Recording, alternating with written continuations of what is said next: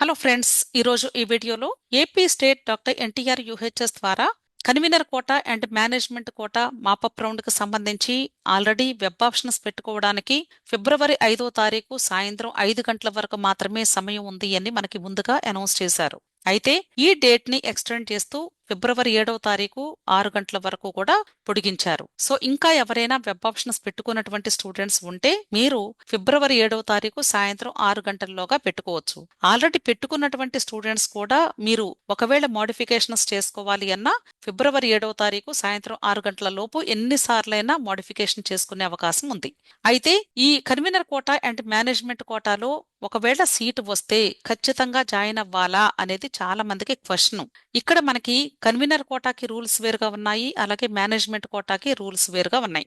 Convener కోటాలో గానీ mop up round లో ఒకవేళ మీకు సీటు వస్తే ఫస్ట్ టైం కానీ సీట్ అలాట్మెంట్ అయ్యింది అనుకోండి, అంటే ఇప్పటి వరకు మీకు ఎక్కడా సీట్ రాలేదు, కేవలము కన్వీనర్ కోటా మాపప్ రౌండ్ లో మాత్రమే సీటు వచ్చింది అనుకోండి, అప్పుడు మీరు ఇష్టం ఉంటే జాయిన్ అవ్వండి, లేకపోతే మానేయొచ్చు.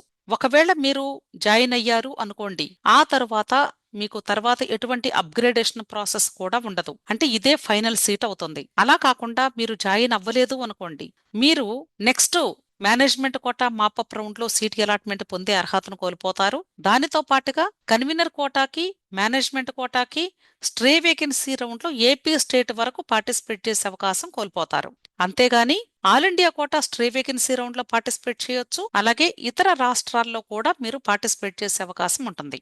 అర్థమైంది కదా? అయితే ఇక్కడ చాలా మందికి ప్రాబ్లం ఏంటంటే, ఆల్రెడీ తెలంగాణ స్టేట్ మేనేజ్మెంట్ కోటాలో చాలా మంది స్టూడెంట్స్ జాయిన్ అయి ఉన్నారు. వాళ్ళు ఇక్కడ వీళ్ళు వెబ్ ఆప్షన్స్ పెట్టుకుంటే ఒకవేళ ఇక్కడ మేనేజ్మెంట్ కోటాలో గానీ లేదా కన్వీనర్ కోటాలో గానీ సీట్ అలాట్మెంట్ గానీ వస్తే అక్కడ సీటు క్యాన్సిల్ చేసుకోవడానికి ఫ్రీ ఎగ్జిట్ ఇస్తారా లేదా అనేది చాలా మందికి డౌట్ ఉంది. అయితే ఇప్పటి వరకు తెలంగాణ స్టేట్ వాళ్ళు ఎటువంటి విషయాన్ని కూడా తెలియజేయలేదు ఫ్రీ ఎగ్జిట్ గురించి. కానీ మీరు ఏపీ స్టేట్ లో వెబ్ ఆప్షన్స్ పెట్టుకోవటం వలన అయితే నష్టమైతే లేదు. ఒకవేళ తెలంగాణ స్టేట్ వాళ్ళు అక్కడ ఫ్రీ ఎగ్జిట్ గాని అనౌన్స్ చేశారు అంటే అప్పటికి మీకు ఏపీ స్టేట్ మాపప్ రౌండ్ లో గాని సీటు వచ్చి ఉంటే లక్కీగా మీరు అక్కడ క్యాన్సిల్ చేసుకుని మీ సొంత రాష్ట్రంలో ఏపీ స్టేట్ లో జాయిన్ అయ్యే అవకాశం ఉండొచ్చు. ఒకవేళ తెలంగాణ స్టేట్ వాళ్ళు ఫ్రీ ఎగ్జిట్ ఇవ్వలేదు అనుకోండి, అప్పుడు అక్కడే కంటిన్యూ అవుతారు, ఈ సీటు వదులుకుంటే సరిపోతుంది. ఇక్కడ ఎటువంటి పెనాల్టీ కానీ డీబార్ సిస్టమ్ కానీ ఏది కూడా మీకు వర్తించదు. అర్థమైంది కదా?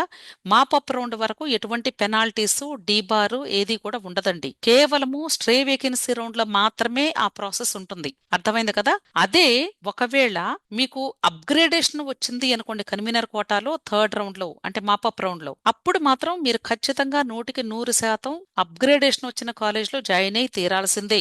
ఇక్కడ మీరు జాయిన్ అవ్వనంటే కుదరదు. ఎందుకంటే ఆల్రెడీ ఫేజ్ 1 ఫేజ్ 2 కాలేజెస్ లో మీరు సర్టిఫికెట్స్ పెట్టి కాలేజ్ లో రిపోర్ట్ చేసి ట్యూషన్ ఫీ కూడా కట్టేసి ఉన్నారు కాబట్టి ప్రస్తుతానికి మీ చేతిలో సర్టిఫికెట్స్ లేవు, అలాగే ట్యూషన్ ఫీ అమౌంట్ కూడా లేదు. కాలేజ్ లో ఉంది కాబట్టి మీకు అప్గ్రేడేషన్ వస్తే కేవలము మీరు ఇంతకు ముందు జాయిన్ అయిన కాలేజ్ దగ్గరికి వెళ్లి రిలీవింగ్ ఆర్డర్ తీసుకొని కస్టోడియన్ సర్టిఫికెట్ ని అలాగే ఇప్పుడు వచ్చినటువంటి అలాట్మెంట్ ఆర్డర్ ని డౌన్లోడ్ చేసుకొని మీరు వెళ్లి రిపోర్ట్ చేయాల్సి ఉంటుంది. అయితే upgradation students allotment order download చేసేటప్పుడు ఎటువంటి యూనివర్సిటీ ఫీ అమౌంట్ కూడా మరలా కట్టాల్సిన అవసరం లేదు. ఒకసారి అలాట్మెంట్ ఆర్డర్ డౌన్లోడ్ చేసుకోవడానికి కట్టిన అమౌంట్ మీరు ఎన్ని రౌండ్స్ లోనైనా సరే అదే వర్తిస్తుంది కాబట్టి మరలా మీరు కట్టవలసినటువంటి అవసరం అయితే లేదు.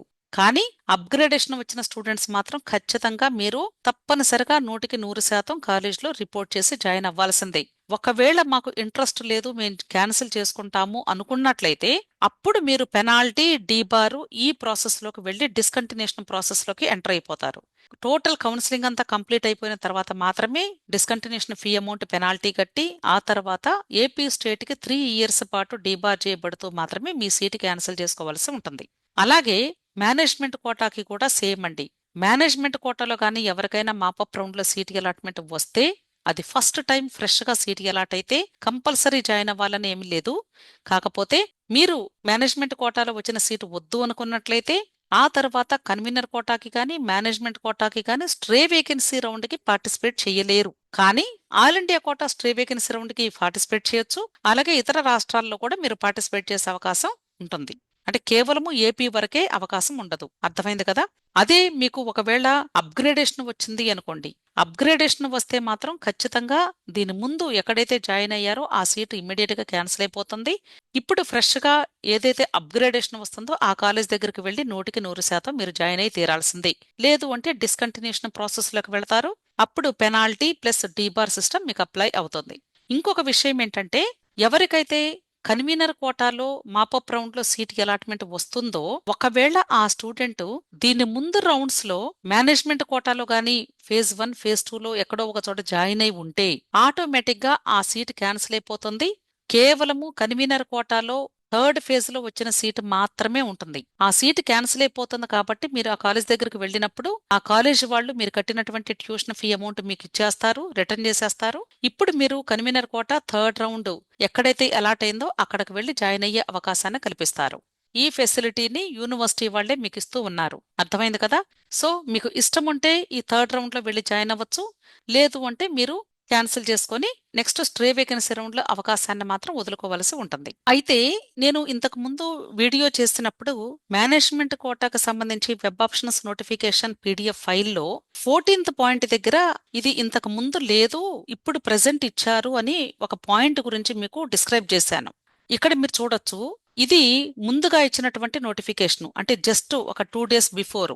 ఇక్కడ మీకు కనిపించేది ఇప్పుడు ఈ రోజు మోడిఫై చేసి యూనివర్సిటీ వాళ్ళు పెట్టారు. ఇది పొరపాటున టైప్ చేశారు. ఇక్కడ వీళ్ళు ఏం చెప్పారంటే 14th పాయింట్ లో ఒకవేళ కానీ మీకు కన్వీనర్ కోటా ఫేజ్ 2 లో కానీ సీట్ అలాట్మెంట్ వస్తే అక్కడ జాయిన్ అయినా కూడా ఆ సీట్ వదులుకొని management quota third round seat కానీ ఒకవేళ వస్తే స్లైడ్ అయ్యే ఛాన్స్ ఇస్తాము అని చెప్పారు.